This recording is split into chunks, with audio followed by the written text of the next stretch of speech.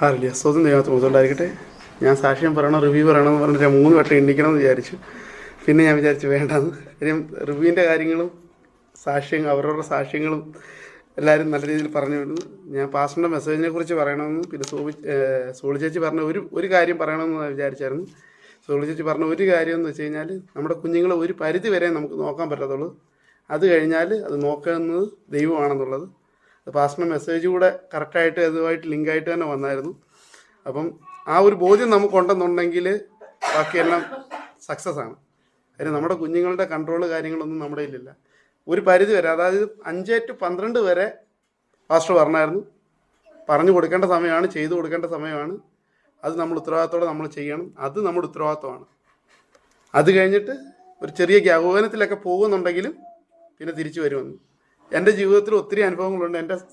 എൻ്റെ സീനിയേഴ്സായിട്ടുള്ള, അതായത് എൻ്റെ സഹോദരങ്ങളായിട്ടുള്ളവർ ഇതുപോലെ കടന്നു പോയവർ തിരിച്ചു വന്നവരെ എനിക്കറിയാം നല്ലപോലെ. അവരുടെ ഫാമിലി വിഷമിച്ചത് എങ്ങനെയാണെന്നും എനിക്കറിയാം. അത് ഒത്തിരി കണ്ടിട്ടുള്ളത് കൊണ്ട് തന്നെ അത് വചനവും പാസ്റ്റർ ഒരു വ്യാഖ്യാനമായിട്ടാണ് അത് പറഞ്ഞത്. സത്യമായിട്ട് റിയൽ ലൈഫിൽ നടന്നുകൊണ്ടിരിക്കുന്ന കാര്യമാണത്.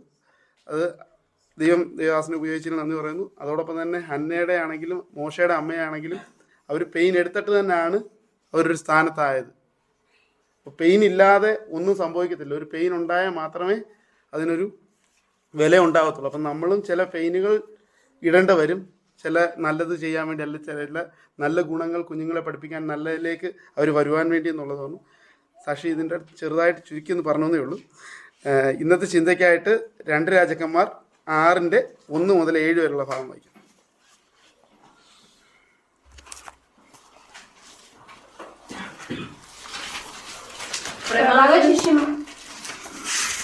പ്രവാചക ശിഷ്യന്മാർ എലീശയോട്, ഞങ്ങൾ പാർക്കുന്ന ഈ സ്ഥലം ഞങ്ങൾക്ക് തീരെ ഇടുക്കമായിരിക്കുന്നു എന്ന് നീ കാണുന്നുവല്ലോ. ഞങ്ങൾ യോർദ്ദാനിൽ അവിടെ നിന്ന് ഓരോരുത്തൻ ഓരോ മരം കൊണ്ടുവന്ന് ഞങ്ങൾക്ക് പാർക്കേണ്ടതിന് ഒരു സ്ഥലം ഉണ്ടാക്കട്ടെ എന്ന് ചോദിച്ചു. പോകുവീൻ എന്നവൻ പറഞ്ഞു. അവരിൽ ഒരുത്തൻ, ദയചെയ്ത് അടിയങ്ങളോട് കൂടെ പോരണമേ എന്ന് അപേക്ഷിച്ചതിന് പോരാം എന്ന് അവൻ പറഞ്ഞു. അങ്ങനെ അവൻ അവരോട് കൂടെ പോയി. അവർ യോർദ്ദാനിൽ എത്തി മരം മുറിച്ചു. എന്നാൽ ഒരുത്തൻ ഒരു മരം മുറിക്കുമ്പോൾ കോടാലി ഊരി വെള്ളത്തിൽ വീണു. അയ്യോ കഷ്ടം യജമാനനെ, അത് വായ്പ വാങ്ങിയതായിരുന്നു എന്ന് അവൻ നിലവിളിച്ചു. അതെവിടെ വീണു എന്ന് ദൈവപുരുഷൻ ചോദിച്ചു. അവൻ ആ സ്ഥലം അവനെ കാണിച്ചു. അവനൊരു കോൽ വെട്ടി അവിടെ എറിഞ്ഞു. ആ ഇരുമ്പ് പൊങ്ങി വന്നു. അത് എടുത്തുകൊള്ളുക എന്ന് അവൻ പറഞ്ഞു. അവൻ കൈ നീട്ടി അതെടുത്തു. ഈ ഭാഗത്തെ കുറിച്ച് മെസ്സേജ് കേട്ടിട്ടുള്ള എത്ര പേരുണ്ട്? ഈ ഭാഗത്തെ കുറിച്ച് മെസ്സേജുകൾ കേട്ടിട്ടുള്ള ഞാൻ വളരെ കുറച്ചേ കേട്ടിട്ടുണ്ട് കേട്ടോ. ഒരു 4-5 മെസ്സേജുകൾ യൂട്യൂബിലല്ല പലയിടത്ത് കണ്ടിട്ടുണ്ട്. ഇപ്പോഴൊന്നും അല്ല, അതൊക്കെ വർഷങ്ങൾക്ക് മുന്നേ കണ്ടതാണ്. അപ്പം അങ്ങനെ കേട്ടിട്ടേ ഉള്ളൂ. അല്ലാതെ ഒരു വലിയൊരു ഇമ്പോർട്ടൻസ് കൊടുത്ത്, അല്ലെങ്കിൽ അധികം ഒരു വർഷത്തിൽ ഒരു വട്ടം കേട്ട് വരുന്ന ഒരു മെസ്സേജ് അല്ല ഭാഗമായിട്ട് എനിക്ക് തോന്നുന്നില്ല. എന്നിരുന്നാലും ഇവിടെ പ്രവാചക ശിഷ്യനായിട്ട് അത് ഏലീശയുടെ ശിഷ്യന്മാർ കുറച്ച് പേരുണ്ടായിരുന്നു. അവർക്ക് എന്താണ് ഒരു കാര്യം തോന്നി. അവർ താമസിക്കുന്ന, അല്ലെങ്കിൽ അവിടെ വസിക്കുന്നിടത്ത് ഒരു ഇടുക്കം ഉണ്ടെന്ന്. ഇടുക്കം എങ്ങനെ ഉണ്ടാകുന്നു? ഇവിടെ ഇടുക്കമുണ്ടോ? നമ്മൾ വേറൊരിടത്ത് ഇടുക്കം വന്നപ്പോൾ അവിടുന്ന് വിട്ടിട്ടാണ് നമ്മൾ ഇങ്ങോട്ട് വന്നത്, അല്ലേ? ഇടുക്കം ഉണ്ടാകുന്നത് എങ്ങനെ? ആര് പറഞ്ഞു? വളർച്ച ഉണ്ടാകുമ്പോഴാണ് ഇടുക്കം ഉണ്ടാകുന്നത്. ഇടുക്കം ഉണ്ടാകുന്നില്ലെന്നുണ്ടെങ്കിൽ വളർച്ചയില്ല. നമ്മൾ മനസ്സിലാക്കേണ്ടതാ. നീ പറ, നമുക്ക് ഇടുക്കം ഉണ്ടാകുന്നുണ്ടോ? ആരാണ് കുഴപ്പം? ദേവദാസി മാറിയില്ല. കഴിഞ്ഞ സഭയിലായിരുന്നപ്പോഴും, അവിടെ പഴയ സ്ഥലത്തായിരുന്നപ്പോഴും അവർ തന്നെയായിരുന്നു, ഇപ്പോഴും അവർ തന്നെയാണ്. മാറിയത് ആരൊക്കെ ഉള്ളൂ? എണ്ണത്തിൽ പറഞ്ഞാൽ പഴയ, അല്ലെങ്കിൽ ആ ചർച്ചയിൽ നിന്ന് വന്ന് ഇവിടെ വന്ന എത്ര പേരുണ്ട്? 4 കുടുംബമുണ്ട്. അതിൽ കൂടുതൽ ഇല്ല. ഇവിടെ 4 കുടുംബമേ ഉള്ളൂ. അന്ന് 11 കുടുംബം ഉണ്ടായിരുന്നു ആ സമയത്ത്. ഇവിടെ വന്നപ്പോൾ 4 കുടുംബേ ഇപ്പം ഇവിടെ സ്റ്റില്ലുള്ളൂ. ആരുടെ കുഴപ്പമാണ്? നമ്മളുടെ ഓരോരുത്തരുടെയും വളർച്ച ഉണ്ടാവാത്തതിൻ്റെ കുഴപ്പം ആരുടെ കുഴപ്പമാണെന്ന് പറഞ്ഞാൽ, ഞാൻ പറയുന്നത് എൻ്റെ കുഴപ്പമാണ്.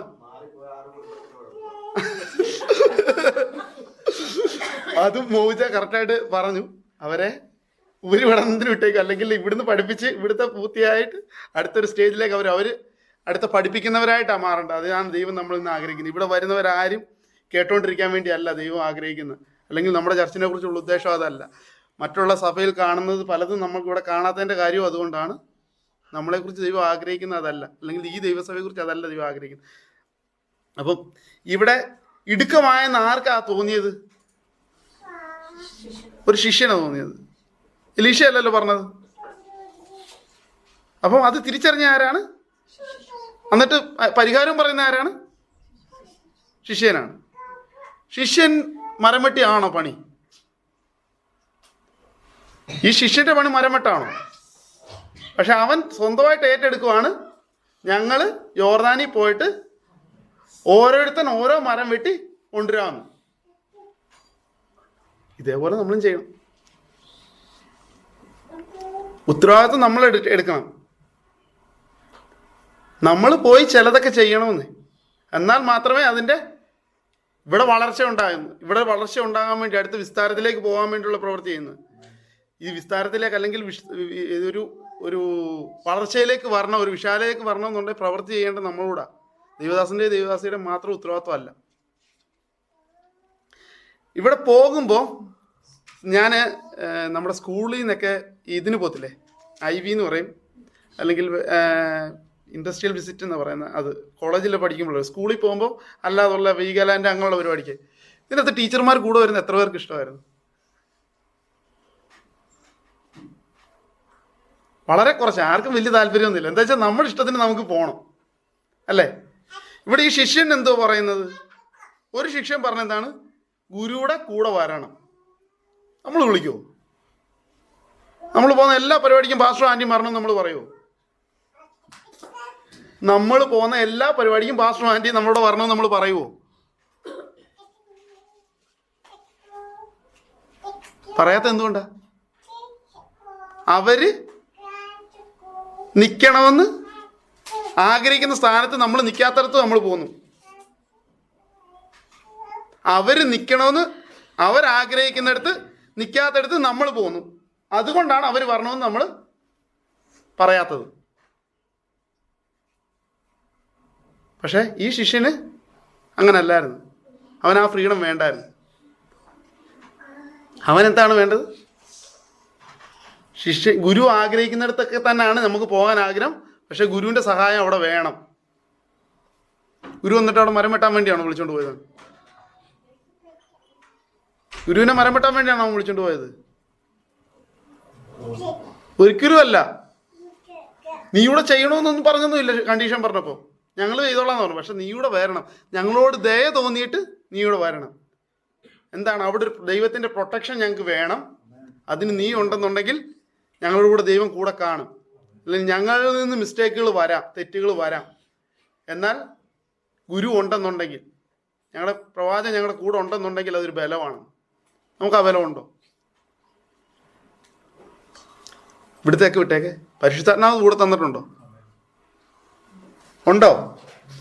പാസ്റ്ററിനെ വിളിച്ചോണ്ട് പോകുമെന്ന് ചോദിച്ചപ്പോൾ പലർക്കും പറ്റത്തില്ലെന്ന് പറഞ്ഞു. പക്ഷെ ഉള്ളിലിരിക്കുന്ന ദൈവത്തിൻ്റെ ആത്മാവിനെ കൊണ്ട് മടിയില്ല, പോകുന്നതിന് ഒരു മടിയില്ല. ആരാ വലുത്? ആരാ വലുത്? പാസ്റ്ററോ ദൈവമോ? നമ്മളെ നോക്കണം. നമ്മുടെ ദൈവദാസന്മാർ, നമ്മളെ നയിക്കുന്ന ഗുരുക്കന്മാർ പോകണമെന്ന് ആഗ്രഹിക്കാത്തടത്ത് നമ്മൾ പോകും. പക്ഷെ അതിന് ആരെയും കൊണ്ട് നമ്മൾ പോകുന്നത്? അതിനേക്കാൾ വലിയവൻ, ഹൃദയങ്ങളെയും ഹൃദയ വിചാരങ്ങളെയും എല്ലാം അറിയുന്നവൻ.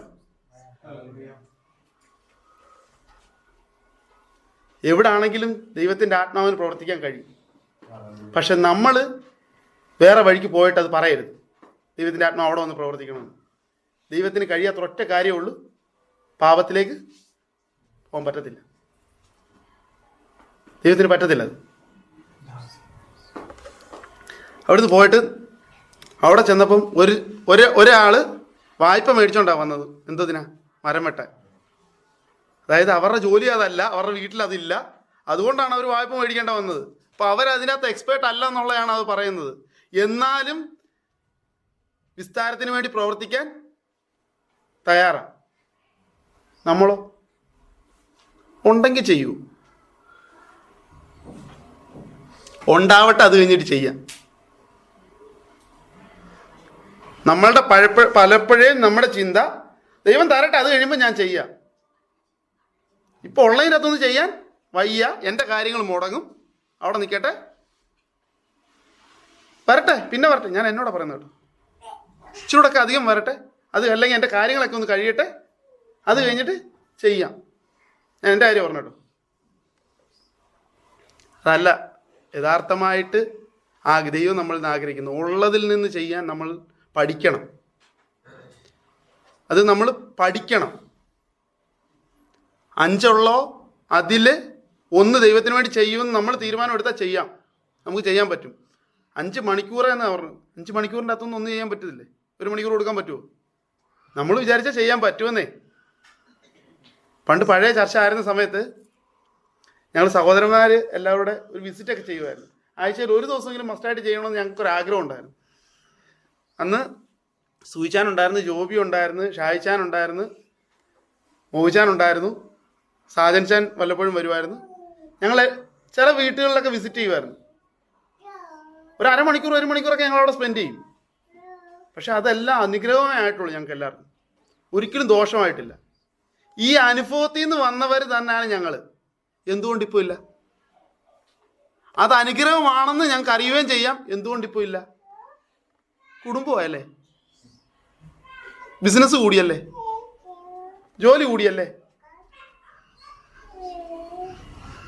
നമ്മളുടെ കാര്യമോ? പല അനുഗ്രഹങ്ങളും ദൈവം തന്ന് നമുക്കിപ്പോൾ ചെയ്യാൻ വയ്യാത്തതിൻ്റെ അവസ്ഥയായി. പണ്ട് ഇവിടെ ഫാസ്റ്റിംഗ് ഡേ നടക്കുമ്പോൾ രാവിലെ തൊട്ടും വൈകുന്നേരം വരെ ഫുഡും കഴിക്കത്തില്ല, ഫാസ്റ്റിങ്ങും എടുത്ത് വെള്ളം പോലും കുടിക്കാതെ കിലോമീറ്ററുകൾ നടന്ന് ചർച്ചയിൽ വരുമായിരുന്നു. ഇന്ന് AC കാറിൻ്റെ അകത്ത് AC ഇട്ട് സുഖമായിട്ട് വരാൻ പറ്റും, എന്നാലും വയ്യ, ക്ഷീണമാ. ആരുടെ കുഴപ്പമോ? ദൈവം അനുഗ്രഹിച്ചതിൻ്റെ കുഴപ്പമാണോ? നമ്മൾ പറയുന്നത് അതാ കേട്ടോ, നമ്മുടെ പ്രവൃത്തി കൊണ്ട് നമ്മൾ പറയുന്നത് അതാ. ദൈവം അനുഗ്രഹിച്ചതിൻ്റെ കുഴപ്പമാണ് നമ്മളിപ്പം വരാത്തതെന്ന് നമ്മൾ പറയുന്നതിൻ്റെ കുഴപ്പമാണ്. ആരെങ്കിലും ഒരാൾ പറയാൻ പറ്റുമോ 10 വർഷം മുന്നേ ഉള്ള നിങ്ങളുടെ ജീവിതത്തിൽ നിങ്ങൾ താഴോട്ട് പോയെന്ന്? സാമ്പത്തിക നിലയിൽ നിങ്ങൾ താഴോട്ട് പോയെന്ന് ഒരാൾക്ക് പറയാൻ പറ്റുമോ? ഞാൻ പറയും പറ്റത്തില്ലെന്ന്. ഒരാൾക്കും പറയാൻ പറ്റത്തില്ല. എന്നാൽ ആത്മീയതയിൽ നിങ്ങൾ പുറകിലോട്ട് പോയോ? 10 വർഷം മുന്നേ ഉണ്ടായിരുന്ന ആത്മീയതയിൽ നിങ്ങൾ പുറകോട്ട് പോയോ? നെഞ്ചി കൈവച്ച് പറയാൻ എത്ര പേർക്ക് പറ്റും മുന്നോട്ട് തന്നെ പോയെന്ന്?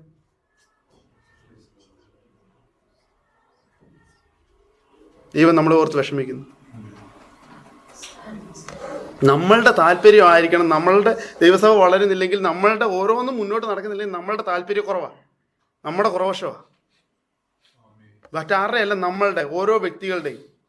നമുക്കിപ്പോൾ പലതിനും സമയമില്ലാത്ത നമ്മുടെ കുഴപ്പമാണ്. കുഞ്ഞുങ്ങൾക്ക് സമയം കൊടുക്കുന്നതിനെ കുറിച്ചൊക്കെ നമ്മൾ കേട്ടു. ഇതെല്ലാം നമ്മൾ കൊടുക്കേണ്ടതാ. നമ്മൾ വേറെ ബിസിനസ്സിൽ പോയിട്ട്, വേറെ പരിപാടിക്ക് പോയിട്ട്, വേറെ പാർട്ടിക്ക് പോയിട്ട് പിന്നെ ഇതിനെ ഓർത്ത് വിഷമിക്കരുത്. അതൊന്നും നമ്മളെ നാളെ നിലനിർത്താൻ പോകുന്നില്ല. നമ്മളുടെ കുഞ്ഞുങ്ങളുടെ ഭാവി നിലനിർത്താൻ വേണ്ടി ഇതൊന്നും സപ്പോർട്ട് ചെയ്യാൻ പോകുന്നില്ല. മാസങ്ങളായിട്ട് നമ്മൾ റിപ്പീറ്റായിട്ട് കേട്ടോണ്ടിരിക്കുകയാണ് കുഞ്ഞുങ്ങൾക്ക് കൊടുക്കേണ്ട ഇമ്പോർട്ടൻസ് എന്തുവാന്നുള്ളത്. നമ്മളൊരു വാണിംഗ് ആയിട്ട് എടുക്കണം ഇതിന്. നമ്മളിപ്പോൾ അത് ചെയ്തില്ല എന്നുണ്ടെങ്കിൽ നാളെ അത് നമുക്ക് ഒരിക്കലും റിപ്പയർ ചെയ്യാൻ പറ്റാത്ത ഡാമേജ് ആവും. അതുകൊണ്ടാണ് അത് റിപ്പീറ്റായി വരുന്നത്. ഞാൻ എന്നോട് സഹിത പറയുന്നത്. അവിടെ പോയി കഴിഞ്ഞപ്പോൾ കോടാലി എന്തിട്ട് വെള്ളത്തിൽ പോയി. വെള്ളത്തിൽ പോയി കഴിഞ്ഞപ്പം എന്ത് പറഞ്ഞു? അവിടെ ഒരു അപേക്ഷ വരുന്നുണ്ട്. ആ അപേക്ഷ ഒന്ന് കേൾക്കുമോ? അയ്യോ കഷ്ടം യജമാനനെ, അത് വായ്പ വാങ്ങിയതായിരുന്നു എന്ന് അവൻ നിരോധിച്ചു. അടുത്ത വാക്യം. അത് എവിടെ വീണു എന്ന് ദൈവപുരുഷൻ ചോദിച്ചു. അവൻ ആ സ്ഥലം അവനെ കാണിച്ചു. അവനൊരു കോൽ വെട്ടി അവിടെ എറിഞ്ഞ് ആ ഇരുമ്പ് പൊങ്ങി വന്നു. നിൽക്കട്ടെ, കോൽ വെട്ടി അവിടെ എറിഞ്ഞു. അരികത്ത് വല്ലതും ആണെന്നുണ്ടെങ്കിൽ എന്ത് ചെയ്യണേ? യജമാൻ്റെ അടുക്ക പോവായിരുന്നോ? നമ്മൾ ആരെങ്കിലും പോവോ? അരികത്ത് ആ കോടാലി വീണെന്നുണ്ടെങ്കിൽ നമ്മൾ പോവോ യജമാൻ്റെ അടുക്കില്ല? നമ്മൾ തന്നെ ഇറങ്ങി എടുക്കത്തല്ലേ ഉള്ളൂ. എന്തായാലും അരികിലല്ല അത് വീണത്. ഉറപ്പാണോ? ഇപ്പൊ വീണത് എന്താണ്? ഇച്ചിരി ദൂരെ ഒരാഴത്തിലാണ്. ഉറപ്പാണ്. അവിടെ കോൽ വെട്ടി എറിഞ്ഞു എന്നാ പറഞ്ഞത്. ഇട്ടുമല്ല എറിഞ്ഞു എന്നാണ് പറഞ്ഞത്. അപ്പം നമുക്ക് ഉറപ്പിക്കാൻ പറ്റും അത് എറിഞ്ഞതെന്നുകൊണ്ട് ദൂരത്തിലാണ്. പക്ഷെ അവൻ ദാസൻ അടുത്ത വാക്യത്തിൽ എടുക്കുകയല്ലേ ചെയ്ത്, കൈകൊണ്ട് എടുക്കുകയല്ലേ ചെയ്ത്. അല്ല, ഒന്ന് വായിച്ചേ അടുത്ത വാക്യം. ആ ഇരുമ്പ് പൊങ്ങി വന്നു, അത് എടുത്തുകൊള്ളുക എന്ന് അവൻ പറഞ്ഞു. അവൻ കൈ നീട്ടി അത് എടുത്തു. അവിടെ പോയ സാധനം എങ്ങനെ ഇവിടെ പൊങ്ങി വന്നു? നമുക്ക് ചിന്തിക്കാൻ പറ്റുന്നുണ്ടോ? എലീഷ മജീഷ്യനാ?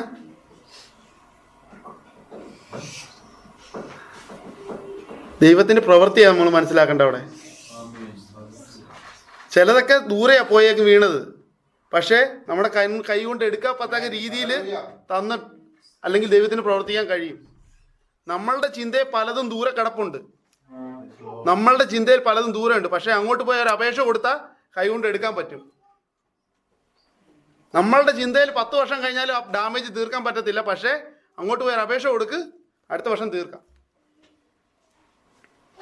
ഏത് രീതിയിലും എടുക്കാം. ആത്മീയമായിട്ട് നല്ല രീതിയിൽ നമുക്ക് മനസ്സിലാക്കാൻ പറ്റും. നമ്മുടെ ആത്മീയത നമ്മൾ എത്ര പുറകിൽ പോയാലും, എത്ര ദൂരെയാണെന്ന് പറഞ്ഞാലും, നമുക്ക് അടുത്ത സ്റ്റെപ്പിലേക്ക് പോകാൻ എളുപ്പമാണ്. നമ്മുടെ ഒരു സമർപ്പണം മതി, ഒരു അപേക്ഷ കൊടുത്താൽ മതി, പറയുന്ന അനുസരിച്ചാൽ മതി, നമുക്ക് അടുത്ത ലെവലിലേക്ക് പോകാൻ പറ്റും. ദൈവത്തിന് നമ്മളെ കൊണ്ടുപോകാൻ കഴിയും. നമ്മളുടെ ചിന്തകളേക്കാൾ അല്ലെങ്കിൽ നമ്മളുടെ ഇമാജിനേഷനേക്കാൾ വലുതായിട്ട് ചെയ്യാൻ കഴിയുന്നവനാണ് നമ്മുടെ ദൈവം. നമ്മൾ ലിമിറ്റ് വെച്ചേക്കുന്നത്, നമ്മൾ ചിന്തിച്ചിരിക്കുന്ന മണ്ഡലങ്ങളിലല്ല ദൈവത്തിന് പ്രവർത്തിക്കാൻ കഴിയുന്നത്. ഇരുമ്പ് ഒരിക്കലും വെള്ളത്തിൽ ഒരു കമ്പിട്ടെന്ന് പറഞ്ഞ് പൊങ്ങി വരുമോ? ഇരുമ്പ് വെയിറ്റ് ഉള്ളത് കൊണ്ടാണ് താന്നു പോയത്. അത് പൊങ്ങി വന്നാലും എവിടോട്ടാ പൊങ്ങി വരേണ്ടത്? വീണെടുത്ത് തന്നെ പൊങ്ങി വരേണ്ടത്, അല്ലാതെ അടുത്തല്ല വരേണ്ടത്. ദൈവപ്രവൃത്തിയത്. ദൈവത്തിന് അങ്ങനെ പ്രവർത്തിക്കാൻ കഴിയും. നമ്മൾ വിചാരിക്കുന്ന രീതിയിലല്ല, നമ്മളുടെ ചിന്താമണ്ഡലങ്ങളിൽ വിചാരിക്കുന്ന രീതിയിലല്ല ദൈവത്തിന് പ്രവർത്തിക്കാൻ കഴിയുന്നത്. അതിനേക്കാൾ അപ്പുറമായിട്ട് പ്രവർത്തിക്കാൻ കഴിയും. ആ ഭാഗത്തിൻ്റെ ഞാൻ ഇത് നേരത്തെ ഒന്ന് പറഞ്ഞിട്ടുള്ളതാണ്. ഇതിനോട് കണ്ടിന്യൂസ് ആയിട്ടുള്ളൊരു ഭാഗമാണ് 7 അധ്യായത്തിലുള്ളത്. അതിൻ്റെ ഒരു ചെറിയ ഒരു ഭാഗം കൂടെ പറഞ്ഞ് ഞാൻ ഇരിക്കാൻ ആഗ്രഹിക്കുന്നു. നമ്മുടെ എലീഷ സമൃദ്ധിയെക്കുറിച്ച് പ്രവചിക്കുന്നത് അറിയാമോ? 7:1 മുതൽ 3 വരെ വായിക്കാം. അപ്പോൾ എലീശ, യഹോവയുടെ അരുളപ്പാട് കേൾപ്പീൻ. നാളെ ഈ നേരത്ത് ശമര്യയുടെ പടിവാതിൽക്കൽ ഷേക്കേലിന് 1 സെയ ഗോതമ്പ് മാവും ഷേക്കേലിന് 2 സെയ യവവും വിൽക്കും എന്ന് യഹോവ അരുളി ചെയ്യുന്നു എന്ന് പറഞ്ഞു. രാജാവിന് കൈത്താങ്ങാൽ കൊടുക്കുന്ന അകമ്പടി നായകൻ ദൈവപുരുഷനോട്, യഹോവ ആകാശത്തിൽ കിളിവാതിലുകൾ ഉണ്ടാക്കിയാലും ഈ കാര്യം സാധിക്കുമോ എന്ന് പറഞ്ഞു. അതിന് അവൻ, നിന്റെ കണ്ണുകൊണ്ട് നീ അത് കാണും, എങ്കിലും നീ അതിൽ നിന്ന് തിന്നുകയില്ല എന്ന് പറഞ്ഞു. നിൽക്കട്ടെ, സ്വന്തം മക്കളെ പുഴുങ്ങി തിന്നിട്ട് നിൽക്കുന്ന സാഹചര്യമാണ് ആ ഇസ്രയേലിൽ. സ്വന്തം മക്കളെ പുഴുങ്ങി തിന്നിട്ട് ഇരിക്കുമ്പം, അത് കഴിഞ്ഞിട്ട് രാജാവ് മതിലിൻ്റെ മണ്ടക്കൂടെ നടന്നു കഴിയുമ്പോൾ, പറയുന്ന പരാതി കൊടുത്തു കഴിയുമ്പോൾ, വസ്ത്രമൊക്കെ കീറി കഴിഞ്ഞിട്ട് അടുത്ത എലീഷയെ കൊല്ലാൻ വേണ്ടി, തല വെട്ടാൻ വേണ്ടി ആളെ വിട്ട് കഴിയുമ്പോൾ എലീഷയോട് പറയുന്ന സന്ദർഭം നമ്മൾ വായിച്ചത്, ശമര്യയിൽ നാളെ ഇങ്ങനെ വിൽക്കുമെന്ന്. ഇങ്ങനെ വിൽക്കണമെന്നുണ്ടെങ്കിൽ അവിടെ വലിയൊരു അത്ഭുതം നടക്കണം. അതുകൊണ്ട് മാത്രമാണ് ആ അകമ്പടി നായകൻ ഇങ്ങനെ പറഞ്ഞത്, ദൈവം ആകാശത്തിൻ്റെ കിളിവാതിൽ തുറന്നാലും നടക്കത്തില്ലെന്ന്. എങ്ങോട്ടാണ് പോയത്? ആരോടാ ചോദിച്ചത്? ആരുടെ മണ്ടക്കോട്ടാ പറഞ്ഞത്? ദൈവം ചെയ്യത്തില്ലെന്ന്, ദൈവത്തിന് പറ്റത്തില്ലെന്ന്. അപ്പോൾ അങ്ങനെ ഒരു കാര്യം നടക്കണമെന്നുണ്ടെങ്കിൽ അത്ര ഇമ്പോസിബിൾ ആയതുകൊണ്ടല്ലേ അവൻ അങ്ങനെ പറഞ്ഞത്. അവൻ്റെ ലിമിറ്റേഷൻസ് വെച്ച്, അവൻ്റെ ചിന്ത വെച്ചുകൊണ്ട് അത് നടക്കത്തില്ല. ഫോർ എക്സാമ്പിൾ, ഈ വില്ല 10 ദിനാറിന് വാങ്ങിക്കാൻ പറ്റുമെന്ന് പറഞ്ഞാൽ നമ്മൾ വിശ്വസിക്കുമോ? ഈ വില്ല 10 ദിനാറിന് വാങ്ങിക്കാൻ പറ്റുമെന്ന് പറഞ്ഞാൽ നമ്മൾ വിശ്വസിക്കുമോ? അതിനേക്കാളും കഠിനമായിരുന്നു അന്നത്തെ അവരുടെ അവസ്ഥ, അല്ലെങ്കിൽ ആ ഫുഡ് ഇല്ലാത്തതിൻ്റെ അത്ര അവരുടെ അവസ്ഥ. അതുകൊണ്ടാണ് അവൻ അത്ര കോൺഫിഡൻസോടെ അവൻ പറഞ്ഞത് നടക്കത്തില്ല, ഇമ്പോസിബിളാണ്. അത്ര ഇമ്പോസിബിൾ ആയിട്ടുള്ള കാര്യമാണ് ഒറ്റ രാത്രി കൊണ്ട് ദൈവം നടത്തിയത്. എന്നിട്ട് അവിടെ ഒരു പ്രവചനോടെ പറഞ്ഞു, എലീഷ നീ കാണും, പക്ഷേ തിന്നത്തില്ല. ഇവൻ ഈ സ്റ്റേറ്റ്മെന്റ് ഇവിടെ പറയേണ്ട വല്ല കാര്യം ഉണ്ടായിരുന്നു? എൻ്റെ ചോദ്യമാണ്, നമ്മൾ ചില സ്റ്റേറ്റ്മെൻറ്റുകൾ ആവശ്യമില്ലാത്തടത്ത് കൊണ്ടുവന്ന് നമ്മൾ ഇടാറുണ്ട്. അത് നമ്മളവിടെ പറഞ്ഞാലും പറഞ്ഞില്ലേലും ഒരു പ്രശ്നവും നമുക്ക് ഉണ്ടാകാൻ പോകുന്നില്ലായിരുന്നു. പക്ഷെ നമ്മൾ കൊണ്ടുപോയി പറഞ്ഞത് നിമിത്തം നമുക്കൊരു ശാപം നമ്മൾ വലിച്ചു വെക്കും. ഈ അകമ്പടി നായകനുമായിട്ട് ഇവിടെ യാതൊരുവിധ രീതിയിലുള്ള കണക്ഷനും ഇല്ല. ഉണ്ടോ? ഇവൻ ഈ സ്റ്റേറ്റ്മെൻറ്റ് ഇവിടെ പറയേണ്ട വല്ല കാര്യമുണ്ടോ? എന്നെ സംബന്ധിച്ച് അവൻ ഇവിടെ ഒരു റോളും ഇല്ല, അവനൊന്നും പറയേണ്ട കാര്യമില്ല. എലീശ ഒരു പ്രവചനം പറഞ്ഞു, മിണ്ടാതെ അങ്ങ് പോയാൽ പോരെ, അല്ലേ? ദൈവത്തിന് നേരെ പറയേണ്ട വല്ല കാര്യം ഉണ്ടായിരുന്നു. അതുകൊണ്ട് എന്താണ് പറ്റിയത്? അവൻ്റെ നേരെ ശാപം വന്നു.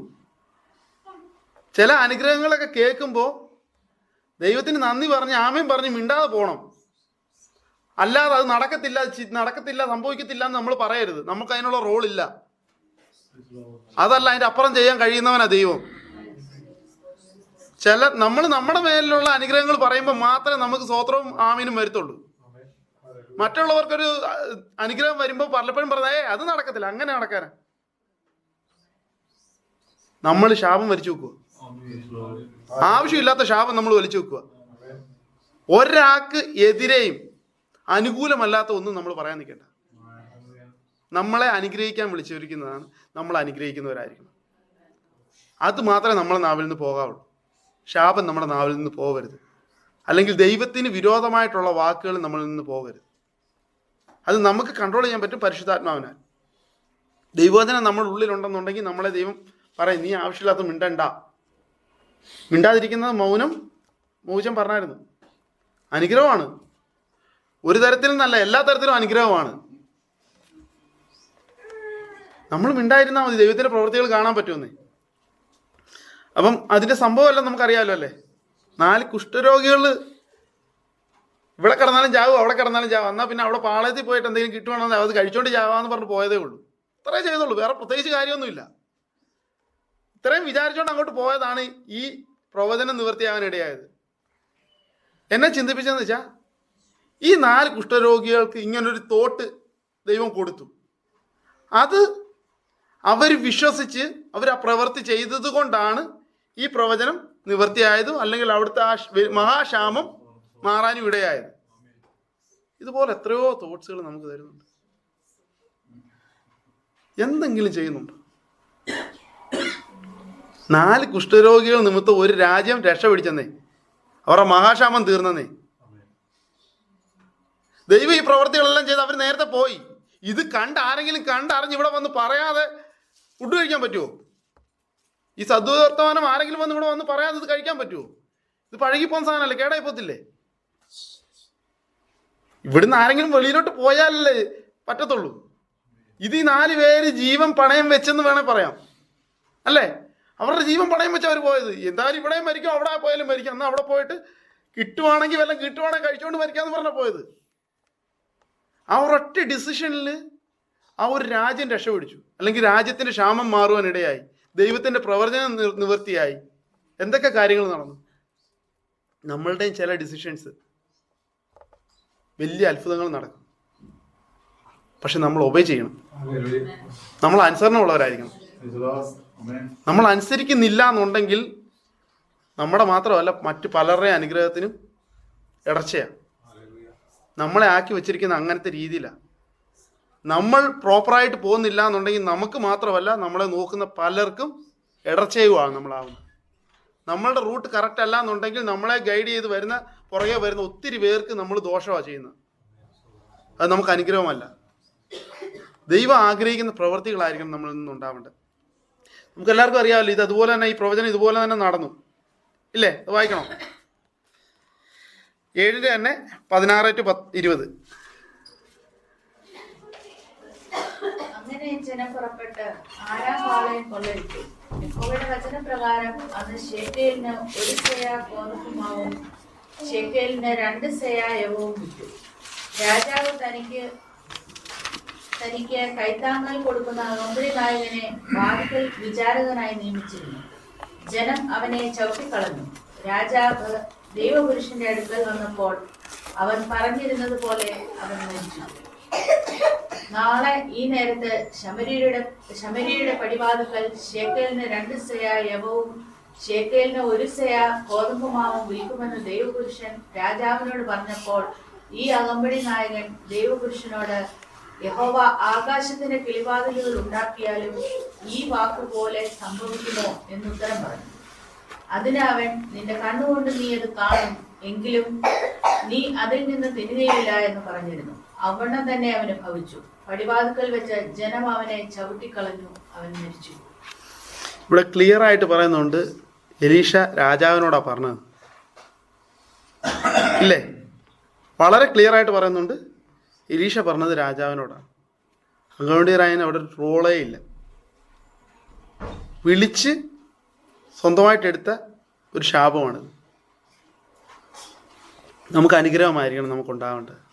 ദൈവം നമ്മളോട് ഓരോ ദിവസവും സംസാരിക്കുന്നത് കൊണ്ട് നമുക്ക് ഉയർച്ചയാണ് ഉണ്ടാകേണ്ടത്, താഴ്ചയല്ല. നമ്മൾ ദൈവവചനം കേട്ടിട്ട് നമ്മൾ അത് അനുസരിക്കുന്നില്ല എന്നുണ്ടെങ്കിൽ അത് നമുക്ക് ശാപമായി മാറും, അത് നമുക്ക് ദോഷമാവും. ദൈവവചനം നമ്മളെ വീണ്ടും വീണ്ടും പലതിൻ്റെ അകത്ത് റിപ്പീറ്റായിട്ട് നമ്മളെടുത്ത് സംസാരിക്കുന്നെങ്കിൽ അതിൽ നമ്മൾ എന്തോ ക്രമപ്പെടേണ്ടത് ആവശ്യമാണെന്നുള്ളതുകൊണ്ടാണ് ദൈവം നമ്മളോട് റിപ്പീറ്റായിട്ട് സംസാരിക്കുന്നത്. അത് നമ്മൾ മനസ്സിലാക്കണം. അത് നമുക്ക് ശാപമാവരുത്. നമ്മൾ കുഞ്ഞുങ്ങളുടെ കാര്യം വളരെ റിപ്പീറ്റായിട്ട് കേട്ടോണ്ടിരിക്കുന്ന ഒരു കാര്യമാണ്. കുഞ്ഞുങ്ങളെ വളർത്തേണ്ടതിനെക്കുറിച്ചും അതിൻ്റെ ഇമ്പോർട്ടൻസിനെ കുറിച്ചും. അത് നമുക്ക് നാളെ ഒരു ശാപമാവരുത്. അങ്ങനെ ദൈവം നമ്മളോട് വ്യക്തമായിട്ട് ഹൃദയത്തിൽ സംസാരിക്കുന്ന ഓരോ കാര്യങ്ങളും നമ്മളത് നേരെ ആയില്ല എന്നുണ്ടെങ്കിൽ അത് നമുക്ക് അനുഗ്രഹമാവത്തില്ല. നമ്മളുടെ ഇടയ്ക്ക് സംസാരിക്കുന്നതിന് നമ്മൾ റെസ്പോണ്ട് ചെയ്യുവാൻ, അതെങ്ങനെ റെസ്പോണ്ട് ചെയ്യണമെന്ന് നമ്മളാണ് തീരുമാനിക്കുന്നത്. ഗുരുവിൻ്റെ കൂടെ ചേർന്ന് നിൽക്കാൻ നമുക്ക് പറ്റും, അകന്നു പോകാനും പറ്റും. ചേർന്ന് നിന്നാൽ എപ്പോഴും അനുഗ്രഹമേ ഉള്ളൂ. പരിശുദ്ധാത്മാവ് നമ്മളെ നയിക്കുന്നത് പോലെ നമ്മൾ മുന്നോട്ട് പോവുകയാണെന്നുണ്ടെങ്കിൽ നമ്മുടെ ജീവിതം അനുഗ്രഹമാണ്. ദൈവത്തിൻ്റെ ഇഷ്ടപ്രകാരം നമുക്ക് ജീവിക്കുക, അതാണ് നമുക്ക് പരമപ്രധാനമായിട്ടുള്ള നമ്മുടെ ലക്ഷ്യം. നമ്മൾ ദൈവത്തിൻ്റെ ഇഷ്ടം ചെയ്യാനായി തയ്യാറായി നമ്മൾ മുന്നോട്ട് പോവുകയാണെന്നുണ്ടെങ്കിൽ ബാക്കിയെല്ലാം ദൈവത്തിൻ്റെ ഇഷ്ടമാണ്.